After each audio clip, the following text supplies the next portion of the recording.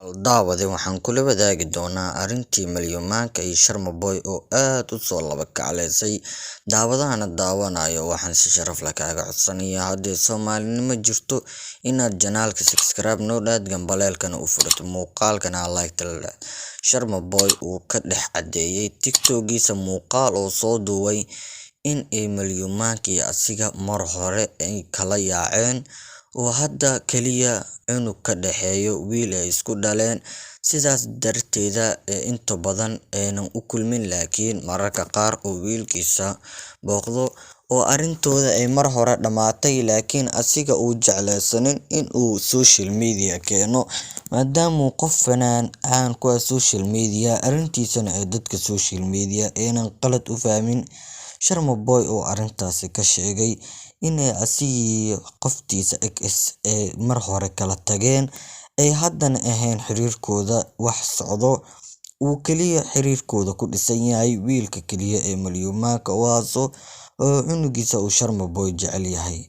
Malyumaanka oo dhankeeda hadda uusan wax xiriir uu kala dhexeynin Sharma Boy oo arrintaasi kala tifaatiriyay oo aadna uga hadlay ayaa wuxuu kaloo ka dhawaajiyay in uunan Malyumaanka hadda xiriir kala dhexeyn ama wax jecel la dhahayo oo arrintooda dabadeetna mar hore ay tagtay ay arrin hore ahayd oona uu iska iloobay ee dadka hadda social media ay kusoo laba kacleynayaan ama hadal ay kusoo celcelinayaan ay barta social media la dhacayaan.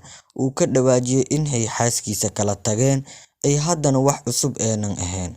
Fadlan daawada waxaan kula wadaagi doonaa muuqaal uu Sharma Boy soo duubay uu ku cadeeyay in ay xaaskiisa mar hore isfureen ee haddana aanan ahayn wax xiriirkooda sii socdo oo dabadeetna mar hore ay soo afjareen. Daawada waxaan kula wadaagi doonaa muuqaal aad kaaga yaabinayo iyo Sharma Boy oo afkiisa ka cadeeyay in ay xaaskiisa mar hore kala tageen. Fadlan daawada waxaan si sharaf leh kaaga codsanayaa in aad janaalka subscribe dhaad gambaleelkan u furtid muuqaalkan like la dhacday. Daawada soo dhawow, daawasho wanaagsan muuqaalka. waxay Sharmaake iyo Malyuun ma kala tageen. horta aniga Malyuun si sharaf leh aan isu guursanay, maantana si sharaf leh ku kala tagnay.